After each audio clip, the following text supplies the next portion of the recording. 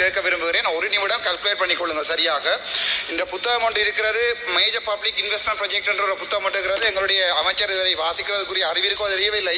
அதிலே ஃபிஷரியிலே 4 ப்ராஜெக்டுகள் 250 million தாண்டுபட்ட project இருக்குது. முதலாவது ப்ராஜெக்ட் நீங்கள் போட்டுக்கிறீங்க, டெவலப்மெண்ட் ஆஃப் මට විනාඩියක් දෙන්න උපතුමේ මේ අර පැත්තට දුන්නානේ. ඒ අදාළ දෙයක් නම් කතා කරන්න. මම අහන්නේ මේක අදාළ එකක්. විනාඩියක් දෙන්න මේක මම පැහැදිලි කරන්නේ. විනාඩියක් ආණ්ඩු පක්ෂයට එක නීතියක් මට එක නීතියක්. විනාඩියක් අවසන්. ආයෙ දෙන්න තව විනාඩියක් දෙන්න ඩිස්ටර්බ් කරනවා. විනාඩිය. හරිද? ඩෙවලොප්මන්ට් ඔෆ් මයිලිටි ෆිෂරි හාබර් தங்களுடைய கடல்ல தொழில் செய்யக்கூடிய ஒரு நிலைமையைத்தான் நீங்க உறுதிப்படுத்தணுமே தவிர வேறு வேறு இடங்களில் இருந்து அதுவும் விசேஷமாக போராள கிட்டத்தட்ட 30-40 வருஷத்துக்கு பின்னிலையில் இருக்கக்கூடிய மக்களுடைய இடங்களுக்கு இப்படி தொழில் செய்யறதுக்கு அனுமதிக்க முடியாது. அமைச்சர் அவர்களே, நீங்கள் அதில் தலையிட்டு உடனடியாக அதை நிப்பாட்டி வைக்க வேண்டும்.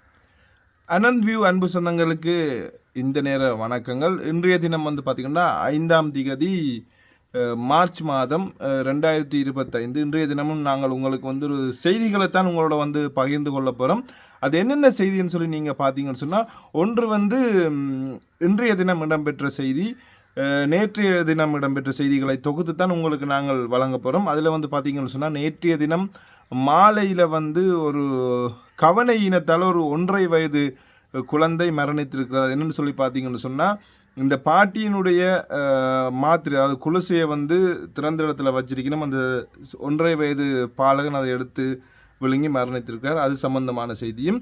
அடுத்தது பார்த்தீங்கன்னு சொன்னால், இந்த கணேசமுள்ள சஞ்சீவ அவர்களுடைய கொலை வழக்கிலே 2 வாரங்களுக்கு மேலாக தேடப்படு வருகின்ற இந்த செவ்வந்தி அவர்கள், இசாரா செவ்வந்தி அவர்களுக்கு ஏற்கனவே இந்த இலங்கை குற்றப்புலனாய்வு திணைக்களம் 1 லட்சம் ரூபாய் சன்மானம் வழங்குவது, அவரை குறித்து தகவல்கள் தெரிந்தால் அவர்களுக்கு அதை அறியப்படுத்தினால் 1 லட்சம் ரூபாய் என்று சொல்லி ஒரு அறிவிப்பை வெளியிட்டிருந்தது. தற்போது பார்த்தீங்கன்னு சொன்னால், அது 1 லட்சம் ரூபாயிலிருந்து 11 லட்சம் அதிகரித்து 12 லட்சங்களாக போயிருக்கு. அது என்னத்துக்காக? அவ்வளோத்துக்கு என்ன பெரிய ஒரு விஷயம் இருக்குன்றதான் இந்த மக்கள் இந்த மத்தியில் ஒரு கேள்விக்குறியாக இருக்குது. ஒரு அரசாங்கம் அவாவை பற்றி தகவலை தெரிவித்தா 12 லட்சம் தாரன்னு சொல்லி அறிவிச்சிருக்கணும். அது சம்பந்தமாகவும் அதே நேரம் பார்த்தீங்கன்னு சொன்னால், இன்றைய தினம் 2 சம்பவம் பாராளுமன்றத்தில் இடம்பெற்றிருக்கு. ஒன்று பார்த்தீங்கன்னு சொன்னால், கஜேந்திரகுமார் பொன்னம்பலம் அவர்கள் இந்த வடக்கு மக்கள், அதாவது வடக்கு மீனவ மக்கள் அதாவது எதிர்நோக்குகின்ற பிரச்சனைகளும் அவர்களுக்கு ஏற்படுகின்ற சவால்களையும் குறித்து தென்னிலங்கையிலே இருந்து படையெடுக்கின்ற இந்த தொழில்களை மேற்கொள்கின்ற தொழிலாளர்களினாலே வடக்கு பகுதியில் இருக்கிற மக்களுக்கு ஏற்படுகின்ற, மீனவ மக்களுக்கு ஏற்படுகின்ற அசௌகரியங்கள் சம்பந்தமாகவும் இந்த பாராளுமன்றத்தில் மிகவும் தெளிவாக கடத்தொழில் அமைச்சருக்கு விளக்கப்படுத்தியிருந்தார். அதே நேரம் பார்த்திங்கன்னா, இந்த டாக்டர் ராமநாதன் அர்ஜுனா நாங்கள் பேசாத நாள் இல்லை, அவரும் பாராளுமன்றத்தில் பேசாத நாள் இல்லை என்ற மாதிரி அவரும் ஒரு விவாதத்தை இந்த கடத்தொழில் அமைச்சருக்கு எதிராக வைத்திருந்த ஒரு கோரிக்கையை அந்த இடத்துல பார்த்திங்கன்னா, இந்த குழுக்களுக்கு பொறுப்பாக இருந்த தவிசாளர் ஒரு பெண்மணி டாக்டர் அர்ஜுனாவை குறுக்கிட்டு நிப்பாட்ட சொன்ன நேரத்தில் அவர் கேட்டிருக்கார், ஆளும் கட்சிக்கு ஒரு நேரத்தை ஒதுக்குற நீங்கள் எங்களுக்கு ஒரு சட்டமா, ஆளுங்கட்சிக்கு ஒரு சட்டமானு சொல்லி அந்த இடத்துல ஒரு கேள்வி எழுப்பி ஒரு சலசலப்பை ஏற்படுத்தியிருந்தார். அது சம்பந்தமான விஷயம்தான் நாங்கள் இந்த வீடியோவில் இன்றைக்கு பார்க்க போகிறோம். ஸோ அனந்த் வியூவுக்கு நீங்கள் யாராவது புதுசாக வந்திருந்தால் மறக்காமல் அனந்த் வியூவை சப்ஸ்கிரைப் பண்ணிவிட்டு அப்படியே வாங்க வீடியோக்குள்ளே போகலாம். ஓகே, இப்போ நாங்கள் விளக்கமாக முழுமையான செய்திக்குள்ளே வரோம். என்னென்னு சொல்லி பார்த்தீங்கன்னு சொன்னால், இந்த கணேசமுள்ள சஞ்சீவ் என்கிறவருடைய படுகொலை கிட்டத்தட்ட ஒரு கடந்த 2-3 வாரங்களுக்கு முன்னதாக கொழும்புல வைத்து ஒரு நீதிமன்றத்துக்குள்ளே இடம்பெற்றது. அது எல்லாருக்குமே தெரிஞ்ச ஒரு விஷயம். அவர் சம்பந்தமாக அவரை கொல்வதற்கு திட்டம் தீட்டியவர்கள் சம்பந்தமாக சம்பந்தப்பட்டவர்கள் நிறைய பேரை கைது செய்திருந்தவர். அண்மையிலையும் கூட ஒரு 2 பேரை கைது செய்திருந்தவர். அந்த யார் கணேசமுள்ள சஞ்சீவ் அவர்களை கொல்றதுக்கு வெளிநாட்டிலிருந்து திட்டம் தீட்டியவர் என்றவருடைய அவரால் அனுப்பப்பட்ட 2 பேர் அந்த அவருடைய அவருடைய மனைவியினுடைய வீட்டுக்கு எதிரே 2 பேர், வெளியில் 2 பேர் இருந்து அவருடைய குடும்பத்தை சுடுவதற்கோ இல்லை அவர்கள் அழிப்பதற்காக ஏதோ ஒரு திட்டம் தீட்டி கொண்டு வந்த நேரத்தில் 2 பேரை கைது செய்திருந்தவர்கள் ஒரு கடந்த 1 வாரத்துக்கு முன்னுக்கு.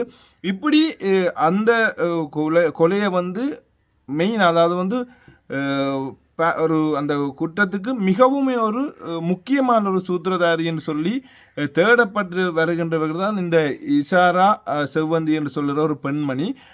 ஏற்கனவே ஒரு ஆளை கைது செய்திருந்தவர், அது அந்த இசாரா செவ்வந்தி இல்லை என்று சொல்லி அவரை தேடி நிறைய இடங்கள் எல்லாம் தேடி அலைந்திருந்தது இந்த சமூக ஊடகங்கள்லையும் சரி செய்திகள்லையும் நீங்கள் பார்த்த ஒரு விஷயம்.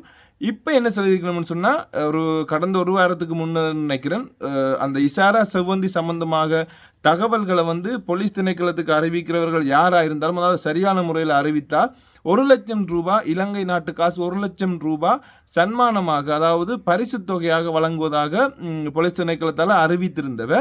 இன்றைய தினம் பார்த்தீங்கன்னு சொன்னால் இந்த செவ்வந்திக்கு அவ்வளவு கிராக்கியான்ற அளவுக்கு ஒரு மக்கள் மத்தியில் கேள்வி வார அளவுக்கு அறிவித்திருக்கிறோம். என்னன்னு சொல்லி பார்த்தீங்கன்னா 1 லட்சம் ரூபாயிலிருந்து 11 லட்சம் ரூபாய் அதிகரித்து 12 லட்சங்கள்.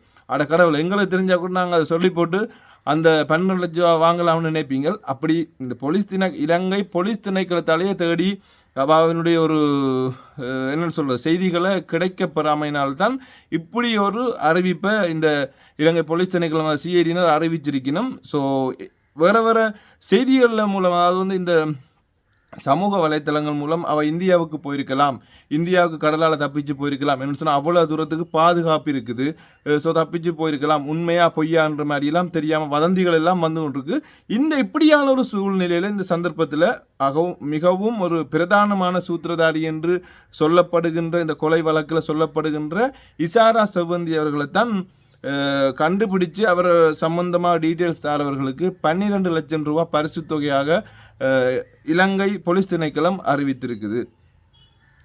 அடுத்த அந்த ஊரையே சோகத்தில் ஆழ்த்திய ஒரு சம்பவம் தான் நேற்றைய தினம் இடம்பெற்றிருக்குது. அது எங்கேன்னு சொல்லி பார்த்தீங்கன்னு சொன்னால், இந்த முல்லைத்தீவு மாங்குளம் கட்குவாரி பகுதியில் இருக்கிற 1.5 வயசு சிறுவன் தான் தற்செயலாகன்னு சொல்ல முடியாது. இது பெற்றோருடைய ஒரு என்ன சொல்ற உதாசீனமான செயல், அல்லது பார்த்தா பெற்றோர் அந்த பிள்ளையை கவனிக்காமல் விட்டதனால இந்த செயற்பாடு இடம்பெற்றிருக்கலாம்னு சொல்லித்தான் நாங்கள் யோசிக்கிறோம். என்னென்னு சொல்லி பார்த்தீங்கன்னா, அவருடைய அந்த 1.5 வயது குழந்தையினுடைய பாட்டிக்காக அவற்றை வீட்டில் வைத்திருக்கப்பட்டிருந்த மாத்திரை, அதாவது குளிசைகளை தான் அந்த சிறுவன், அதாவது 1.5 வயது சிறுவன்னு சொல்ல முடியாது, 1.5 வயதே நிரம்பிய ஒரு அந்த பச்சிலம் ஆண் குழந்தை ஒன்று அந்த குளிசையில் உள்ளது வாயில் எடுத்து விளையாட்டாக வச்சதுனாலேயோ இல்லை சின்ன பிள்ளைகளுக்கு என்ன பொருள்னு சொல்லி தெரியாதானே, என்னத்தை கண்டாலும் சின்ன உள்ளாக்கள் நாங்களும் சின்ன வயசுகளில் நிறைய செஞ்சுருப்போம், எடுத்து வாயில் வச்சுருப்போம். இப்படி அந்த பிள்ளை வாயில் எடுத்து விளங்கினதுனால அது ஒருத்தருக்கும் தெரியாது. பிள்ளைக்கு உடம்பு சரியில்லையோ ஏலான்னு சொல்லி தான் ஹாஸ்பிட்டலுக்கு நேற்று மாலை கொண்டு போயிருக்கணும். கொண்டு போன இடத்துல பிள்ளை சிகிச்சை பலனின்றி உயிரிழந்திருக்கு. ஸோ ஆகவே இதை பார்த்து கொண்டிருக்கிற பெற்றோர்களாக இருக்கட்டும் அல்லது யாராக இருந்தாலும், உங்களோட வீட்டில் சின்ன பிள்ளைகள் இருக்கணும்னு சொன்னால் குளுசை அந்த மாத்திரை மட்டும் இல்லாமல் எந்த ஒரு பொருளாக இருந்தாலும் அவர்களுடைய கண்களுக்கு எட்டுற தூரத்தில் இருந்தாலும் பிரச்சனை, ஆனால் அவர்களுடைய கைகள் அவர்கள் அதை போய் எடுக்கிற அளவு தூரத்தில் வைக்காதீங்கோ. இவர்கள் அப்படி அந்த மாத்திரையை இந்த குழந்தைக்கு எட்டக்கூடிய இடத்துல எங்கே வச்சிருக்கணும், அந்த பிள்ளை அதை எடுத்து போட்டுட்டு, ஆனால் அந்த பிள்ளையில பிள்ளை இல்லை சொல்ல முடியாது, அது தெய்வாதீனமாக இடம்பெற்ற செயல்தான். ஸோ ஆகவே இந்த பெற்றோர்களாக சரி இல்லை வீட்டில் இருக்கிறவர்களாக இருக்கணும், ஒவ்வொரு தினம் நீங்கள் அவதானத்தோடு செயற்படுங்க. அநியாயமாக பிறந்து 1.5 வயதான ஒரு அந்த ஆண் குழந்தையை நினைத்து எவ்வளவு ஒரு கற்பனையை கட்டி கொண்டிருந்திருப்பார்கள் அந்த பெற்றோர். ஸோ தவிர்க்க முடியாத ஒரு செயல் ஒன்று நேற்றைய தினம் மாங்குளம் பகுதியில் இடம்பெற்றிருக்குது. ஆகவே ஒவ்வொருவரும் நீங்கள் கவனமாக செயற்பட சொல்லி நான் சொல்கிறேன். அடுத்த விஷயம் பார்த்தீங்கன்னா, அடிக்கடி கதைக்கிற கதை தான் இந்த பார்லிமெண்ட்டில் போகிற பிரச்சனைகள், இந்த வாக்குவாதங்களை பற்றித்தான் நாங்கள் கதைப்போம். ஸோ அந்த வகையில் இன்றைய தினம் 2 வாக்குவாதங்கள் இடம்பெற்றிருக்கிறது. என்னென்னு பார்த்தீங்கன்னு சொன்னால், இந்த வடக்கு, அதாவது வட மாகாணத்தை பிரதிபலிக்கின்ற பாராளுமன்ற உறுப்பினர்கள் 2 பேர் தான் இந்த வடக்கு மக்களை குறித்து இன்றைக்கு பாராளுமன்றத்தில் ஒரு கருத்தை வெளியிட்டிருக்கிறேன். என்னென்னு பார்த்தீங்கன்னா, இந்த வடக்கில் இருக்கிற மீன்பிடி ஈடுபடுகின்ற, அதாவது மீன்பிடியே ஜீவனோபாயமாக செய்து அந்த மீன்பிடி தொழிலையே செய்து உயிர் வாழ்கின்ற மக்களுக்காக 2 பாராளுமன்றம், ஒன்று பார்த்தீங்கன்னா கஜேந்திரகுமார் பொன்னம்பலம் அவர்கள், அடுத்தது பார்த்தீங்கன்னா எங்களுடைய ராமநாதன் அர்ஜுன் அவர்கள், டாக்டர் 2 பேரும் தான் சரமாரியாக இந்த பாராளுமன்றத்தில் விவாதத்தில் ஈடுபட்டிருக்கிறேன். அது சம்பந்தமான காணொலியை நான் உங்களுக்கு இதோட பின்னுக்கு நினைக்கிறேன். ஸோ அதை முழுமையாக பார்த்துட்டு வாங்க. கடற்தொழில் அமைச்சுக்கு கீழ் நடைபெறுகின்ற இந்த விவாதத்தில் கலந்து கொள்வதில் மகிழ்ச்சி அடைகிறேன். அமைச்சர் அவர்களும் இங்கே இருக்கின்ற காரணத்தினாலே ஒரு சில விடயங்களை சுட்டி காட்டலாம் என்று நினைக்கின்றேன். முதலாவது விடயம், வடக்கை பொறுத்தவரையிலே கடற்தொழிலாளர்கள் முகம் கொடுக்கின்ற மிகப்பெரிய பிரச்சனை வந்து இந்திய மீனவர்கள் சட்டவிரோதமாக இலங்கையினுடைய கடல் எல்லைக்குள் நுழைந்து நம்முடைய வடக்கு கிழக்கு மீனவர்களுடைய தொழிலை அழிக்கின்ற வகையிலே செயல்படுவது ஒரு மிகப்பெரிய ஒரு பிரச்சனை. உண்மையிலே யாழ்ப்பாண மாவட்டத்தை பொறுத்தவரையிலே குறிப்பாக, ஆனால் வடக்கை பொறுத்தவரையில் வந்து அதுதான் மிக முக்கியமான ஒரு பிரச்சனையாக இருக்கு. ஏனென்றால் ஒவ்வொரு நாளும் கோடிக்கணக்கிலே அந்த கடற்தொழிலாளர்களுடைய சொத்துக்களை அளிக்கின்ற வகையிலே விடயங்கள் நடைபெற்று கொண்டிருக்கின்றது. இப்பொழுது இந்த சட்டவிரோத செயல்பாடுகள் நடைபெறுகின்ற சூழலை நீங்கள் எடுத்து பார்த்தால், வடக்கு கிழக்கிலே கடற்படைகளுடைய இருப்பு என்றது வந்து ஒரு கிலோமீட்டர் தூரத்துக்கு ஒரு முகாமை வைத்துக் கொண்டிருக்கிறார்கள். ஒவ்வொரு கிலோமீட்டர் தூரத்திலேயும் வந்து பொதுமக்களுடைய காணிகளை பறித்து சட்டவிரோதமாக ஆக்கிரமித்து கொண்டு இருக்கிறார்கள். அவர்கள் எதற்காக இருக்கிறார்கள்? ஒட்டுமொத்த வடகிழக்கிலேயும் வந்து அப்படிப்பட்ட ஒரு பிரசன்னம் இருக்கின்ற நிலையிலே தெற்கிலே அப்படிப்பட்ட ஒரு இருப்பு இல்லை கடற்படைகளுக்கு. ஆனால் அப்படிப்பட்ட மோசமான ஒரு ஆக்கிரமிக்கிற கோணத்தில் வந்து பொதுமக்களுடைய காணிகளை பிடித்து கொண்டு இருந்து கொண்டு செய்ய வேண்டிய அவர்களுடைய கடமையை செய்யாமல் சட்டவிரோதமாக வந்து வெளிநாட்டில் இருந்து வருகின்ற மீனவர்கள் வந்து தங்களுடைய எங்கட மக்களுடைய தொழிலை அளிக்கின்ற வகையில் வந்து விடுவது ஒருபோதிலும் ஏற்றுக்கொள்ள முடியாது. கோடி கணக்கில் ஒவ்வொரு நாளும் வந்து சொத்துகள் அளிக்கப்படுகின்ற பொழுது வந்து உங்களுடைய அமைச்சு மிக முக்கியமாக அவர்களுக்கு முழுமையாக காம்பன்சேஷன் கட்டணும் என்று நான் கேட்டுக்கொள்ள விரும்புகின்றேன். இதுக்கு முதல் இருந்த அரசாங்கங்கள் வந்து அதை பற்றி அக்கறையை செலுத்த இல்லை என்றால், எங்களை பொறுத்தவரையில் வந்து ஒரு தமிழ் அமைச்சராக வச்சுக்கொண்டு வந்து ஒரு இனவாத கோணத்தில் வந்து அவர்கள் செயல்பட்டபடியால் வந்து அந்த மக்களுடைய, அதுவும் விசேஷமாக வடகிழக்கை பொறுத்தவரையில் வந்து கடற்தொழிலண்டா வந்து பொருளாதாரத்திலே ஒரு மையம், அதை திட்டமிட்டு அழிக்கிறதுக்கு தான் இதுக்கு முதல் இருந்த அரசாங்கங்கள் செயல்பட்ட அந்த குற்றச்சாட்டை நாங்கள் பகிரங்கமாக வந்து முன்வைக்கிறோம். உங்களுடைய அரசாங்கம் அப்படி இனவாத கோணத்தில் செயல்படாத ஒரு அரசாங்கம் என்று சொல்லி கொண்டு இருக்கின்ற இடத்திலே உங்களுடைய அமைச்சு அந்த மக்களுக்கு நஷ்டஈடை வழங்குவதற்கு நிச்சயமாக முன்வர வேண்டும். இப்போ இந்த இந்திய மீனவர்களுடைய பிரச்சனையை பேசுகின்ற பொழுது அதுக்கு ஒரு தீர்வாக வந்து இதுக்கு முதல் இருந்த கடற்தொழில் அமைச்சு வந்து சொல்லுகின்ற ஒரு நியாயம் என்னென்றால் வந்து தமிழ் வடகிழக்கை சார்ந்த தமிழ் மீனவர்கள் வந்து ஆழ்கடல் தொழிலுக்கு போக வேண்டும், மல்டி டே போட்ஸை வேண்டி ஆழ்கடல் தொழிலுக்கு போக வேண்டும். இந்த கரையில் நின்று கொண்டு இந்த தொழில் செய்கிறது தான் உண்மையிலே ஒரு பெரிய அளவில் வருமானத்தையும் கொடுக்காது. ஆகவே அதை நோக்கி போக வேணும். ஆனால் எங்களோட மீனவர்களுக்கு, தமிழ் மீனவர்களுக்கு அது விருப்பம் இல்லை, கஷ்டப்பட்டு தொழில் செய்கிறதுக்கு விருப்பம் இல்லை என்றெல்லாம் சொல்லுவார்கள்.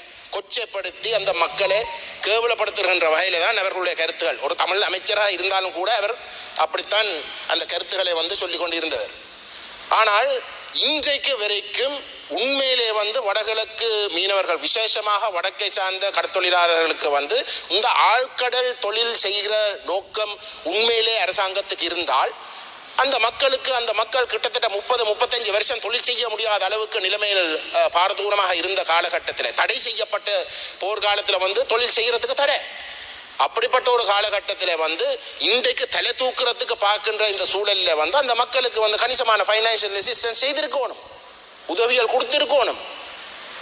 ஒரு ஒரு ஒரு மல்டி டே போட் ஒன்று வேண்டுவதென்றால் ஆக குறைஞ்ச எனக்கு தெரிஞ்ச அளவுக்கு வந்து 2.5 கோடி ரூபாயாவது முதலீடு செய்ய வேண்டி இருக்கின்றது. அந்த மக்களுக்கு அப்படிப்பட்ட ஒரு முதலீடு செய்ய முடியாத ஒரு நிலையிலே இருக்கிறார்கள். ஆகவே உதவிகளை பற்றி சும்மா கதைக்கிறதுல வந்து ஒரு பிரயோசனம் இல்லை. அமைச்சர், நீங்களாவது இந்த விடயத்தை கருத்தில் கொண்டு அந்த மக்களுடைய உண்மையான நிலைமைகளை கருத்தில் கொண்டு தலையிட்டு அவர்களுக்கு தேவைப்படுகின்ற பொருளாதார உதவிகளை இலவசமாக செய்து கொடுப்பதற்கு ஆரம்ப கட்டத்தில் வந்து இப்பதான் போர் முடிஞ்சு தலை தூக்குறதுக்கு பார்த்து கொண்டிருக்கின்ற அந்த மக்களுக்கு அந்த உதவிகளை செய்து கொடுப்பதற்கு நீங்களாவது வந்து முன்வரணும். அதுவும் யாழ்ப்பாண எம்பி என்று சொல்லிக் கொண்டு இருக்கிறீர்கள் வந்து நாங்கள் வரவேற்கிறோம். நீங்களாவது வந்து அந்த உதவிகளை கட்டாயம் செய்ய வேணும். அல்லது உங்களுடைய அரசாங்கமும் கடந்த காலங்களிலே வந்து அந்த மக்களை திட்டமிட்டு ஒரு பொருளாதார நெருக்கடிக்குள் தள்ளுறதுக்கென்று செயல்பட்ட அரசாங்கங்களை போலதான் இருக்கும் என்ற ஒரு முடிவுக்கு நாங்கள் வர வேண்டி வரும். தயவு செய்து உங்களுடைய தலைமையிலேயாவது அதை நீங்கள் செய்து கொடுக்கணும். மயிலட்டி துறைமுகம், மீன்பிடி துறைமுகம் இன்றைக்கு வரைக்கும் அபிவிருத்தி செய்யப்பட்ட பிறகும் கூட இன்றைக்கு வரைக்கும் அங்கே வாழுகின்ற அந்த மக்களுடைய தொழிலுக்கு எந்த விதமான பிரயோசனமும் இல்லை. வெளி மாவட்டங்களில் விசேஷமாக தெற்கிலே இருந்து வரக்கூடியவர்களுடைய படகுகளை வந்து அங்கே பாதுகாப்பாக வந்து வைப்பதற்காகத்தான் இதுவரைக்கும் பயன்படுத்தப்பட்டிருக்கின்றது. இப்பொழுது நான் கேள்விப்படுகின்றேன் வந்து இந்த சட்டவிரோதமாக பிடிக்கப்பட்ட இந்திய மீனவர்களுடைய படகுகளும் வந்து அங்கே கட்டப்படுகின்றது. அப்ப அந்த மக்களுக்கு நடுத்தெருவு. உண்மையிலே அந்த மீன்பிடி துறைமுகம் அபிவிருத்தி செய்யப்பட்ட மக்களுக்கு எந்த விதமான பலனும் இல்லை. ஆகவே தயவு செய்து அது யாழ் மாவட்ட கடத்தொழிலாளர் சம்மேளனத்துக்கோ இல்லாட்டி வடமாகாண கடத்தொழிலாளர் சம்மேளனத்துக்கு பொறுப்பு கொடுக்கணும். அப்பத்தான் அந்த உண்மையிலே அங்கே இருக்கக்கூடிய மக்களுக்காவது அதனுடைய பலன் கிடைக்கும் என்று நான் இந்த இடத்துல வந்து கேட்டுக்கொள்ள விரும்புகின்றேன். அமைச்சர் அவர்களே, முல்லைத்தீவு மாவட்டத்திலே நாயாறு பிரதேசத்திலே இன்றைக்கு உங்களுக்கு தெரியும், வளமையாக தெற்கிலே இருக்கக்கூடிய இந்த நீர்கொழும்பு, புத்தளம், கல்பிட்டி போன்ற பிரதேசங்களில் இருந்து கடத்தொழிலாளர்கள் வந்து ஒரு சீசனுக்கு வருவார்கள் தொழில் செய்வதற்கு. அது ஏப்ரல் மாதத்தில் வருவார்கள். ஆனால் இன்றைக்கு உங்களுடைய அரசாங்கம் ஆட்சிக்கு வந்ததுக்கு பிறகு ஜனவரி மாதத்திலே வந்து விட்டார்கள். படையெடுக்கிற வகையில் வருவார்கள். வந்து இன்றைக்கு நிரந்தரமாக அந்த இடங்களை வந்து குவிஞ்சு அங்கே இருக்கக்கூடிய மக்களுடைய தொழிலை அழிக்கின்ற வகையில் வந்து செயல்படுகிறார்கள். குறிப்பாக வந்து நான் பொறுப்போடு கூறுகின்றேன், 3 ஓய்வு பெற்ற படை அதிகாரிகளுடைய செயல்பாடு காரணமாக கிட்டத்தட்ட 40-45 படகுகள் இன்றைக்கு வந்து உண்மையிலே அந்த விதிமுறைகளை மீறி, ஆனால் அங்கே இருக்கக்கூடிய கடத்தொழில்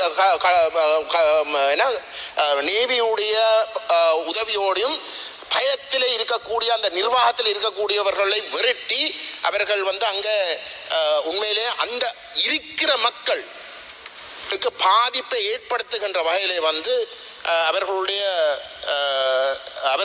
அங்கே இருப்பு பாரதூரமாக இருக்கு. அதற்கு நீங்கள் முற்றுப்புள்ளி வைக்கணும். அந்த சேம் பாயிண்ட் மகே நன்றி. இன்றைய தினம் எங்களுடைய மீன்பிடி அமைச்சர்கிட்ட ஒரு சில விடயங்களை நான் கேட்க விரும்புகிறேன். ஒரு நிமிடம் கால்குலேட் பண்ணிக்கொள்ளுங்கள் சரியாக. இந்த புத்தகம் ஒன்று இருக்கிறது, மேஜர் பப்ளிக் இன்வெஸ்ட்மெண்ட் ப்ராஜெக்ட் என்ற ஒரு புத்தகம் ஒன்று இருக்கிறது. எங்களுடைய அமைச்சர் இதுவரை வாசிக்கிறதுக்குரிய அறிவிற்கோ தெரியவில்லை.